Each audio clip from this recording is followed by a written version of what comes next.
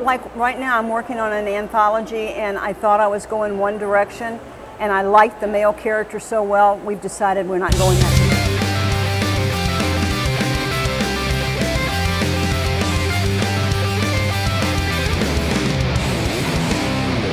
Hello World Wide Web, welcome back to the Hangin with Web Show. I'm GW Pomichter. Thank you so much for logging on and tuning in. We hope that you'll go down and hit subscribe. Come back over and over again. We have got authors, artists, filmmakers, musicians, creative minds of all kinds. We are coming to you this weekend from Authors in a Box in the Indian River Mall in Vero, Florida. Courtesy of the wonderful author Joanne Fisher. And we're hanging right now with author Judy Swinson, the author of Autumn, Love in Italy. Yes. Judy, thank you for hanging with us. Oh, thanks, Garrett. Thank you for coming Appreciate over. being How here. are you? I'm good. How's the show going for you so far? Very well, very well. Awesome, A lot awesome. of good authors here, friendly people, Christmas spirit. This is an amazing community to be a part of. And I drove 200 miles to get here. Wow, where are you from? Inverness.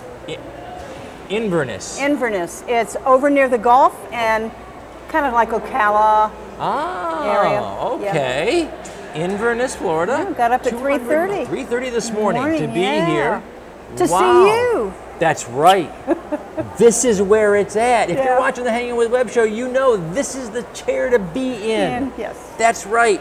Autumn, Love in Italy. Yes. All right. Why don't we start there? Tell us about Autumn, Love in Italy. Autumn, Love, it's my first novel. Congratulations. Welcome to the community. Thank you, thank you. I've been to Italy 4 times. Amazing place. Florence is my favorite place on earth.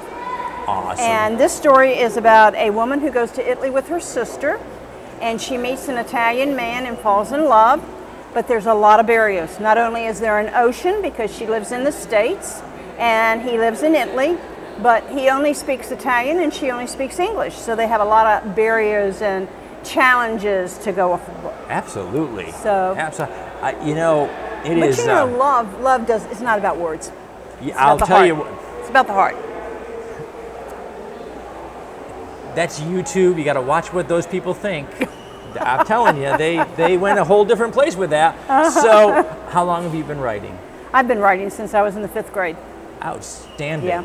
Outstanding. But my first, I worked in healthcare, retired from healthcare after 30 years, and I was an administrator over 2 hospitals for volunteer management. So my first published article was in an international journal as a key article on administration. Fantastic. So I always wanted to write children's books though, but I never did that. Never ended up doing that.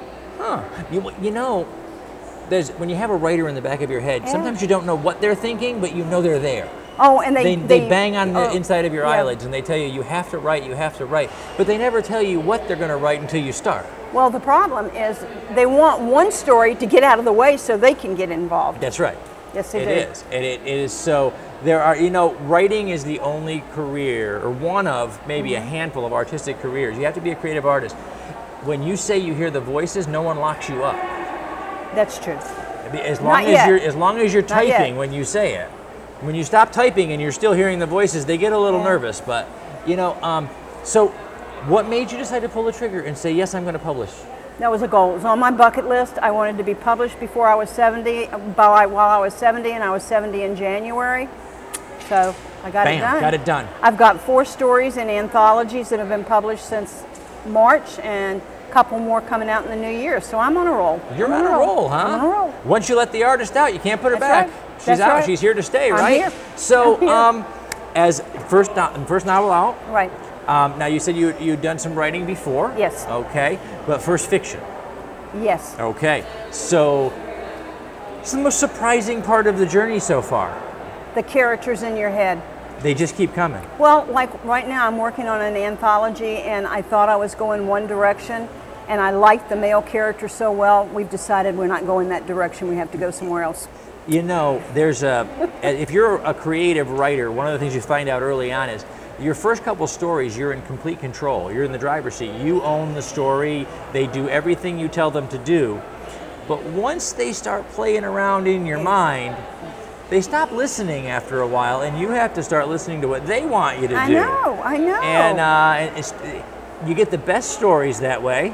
But it becomes the more difficult process It because does. you have a lot of, it's like herding wet cats Oh, absolutely. in your mind. Absolutely. So, how are readers responding?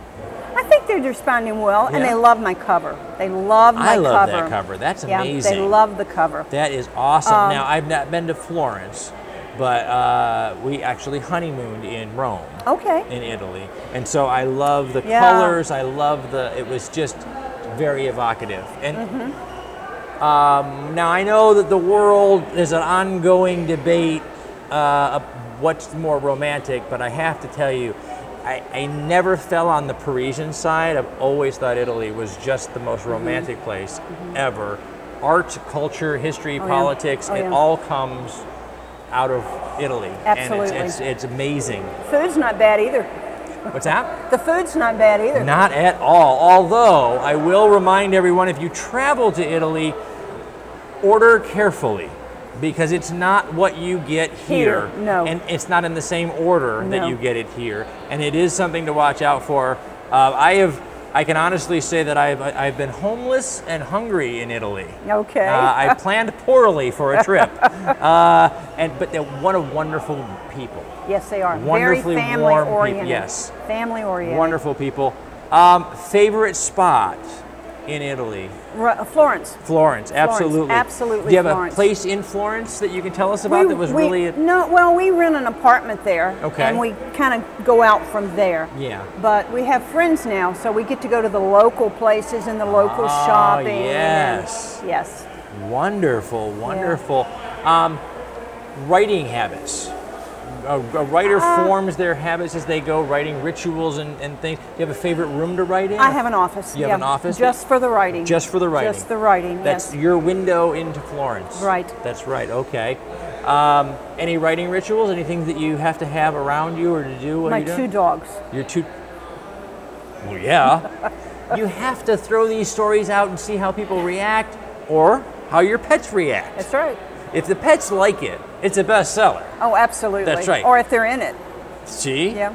If they walk away in the middle of your reading, you're like, oh no, we're going back. Got to fix that. So now you had written technical articles from your career path before, and now you're writing fiction. Yes. What were the challenges coming from, it's a different skill set. It is a different writing skill set. fiction. And yes, the rules of English are the same, folks, but the way you apply them is much different between writing technical writing and fiction writing. Were there any hurdles or challenges that you faced in coming from one to the other?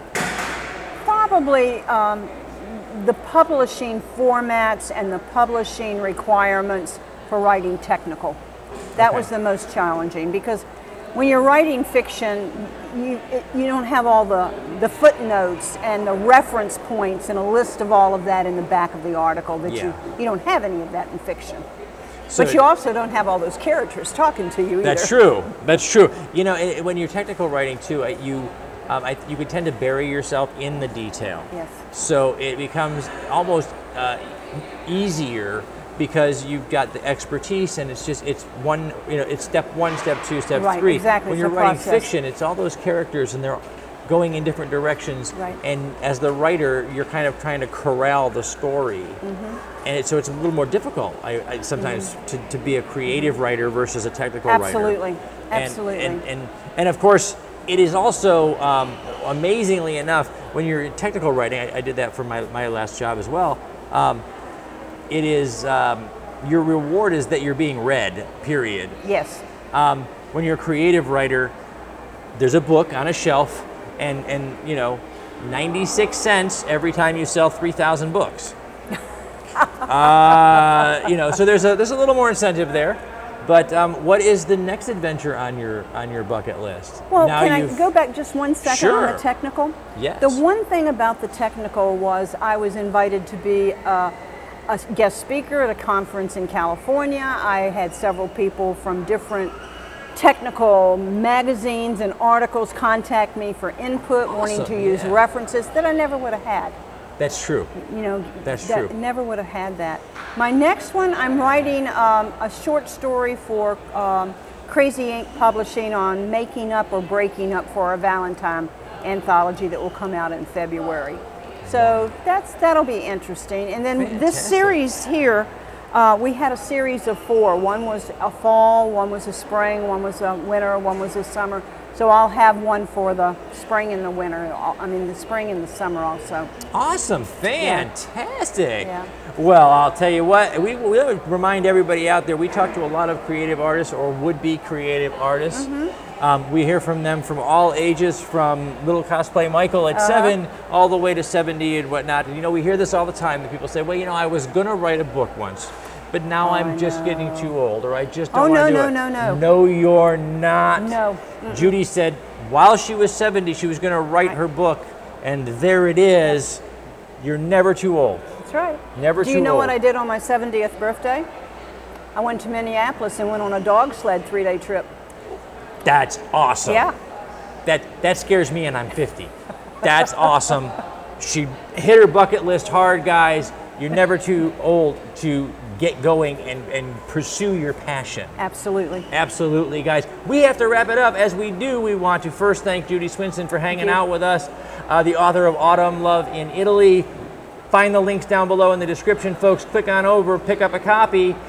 You get Kindle, paperback, you name it, you get it. Yeah. You get whatever you like to read. We're going to thank our partners and friends, Something Unique Magazine, Space Coast Comics, Famous Faces and Funnies, Off the Chain Radio with author Yvonne Mason, Pound the Grape in the Melbourne Square Mall. These are the folks that share our videos all over the World Wide Web. We hope you will too. Remember, everybody, subscribe, log on, tune in, and see who we're hanging with next. Thank you so much. Thank you. Had fun. Awesome. Yeah.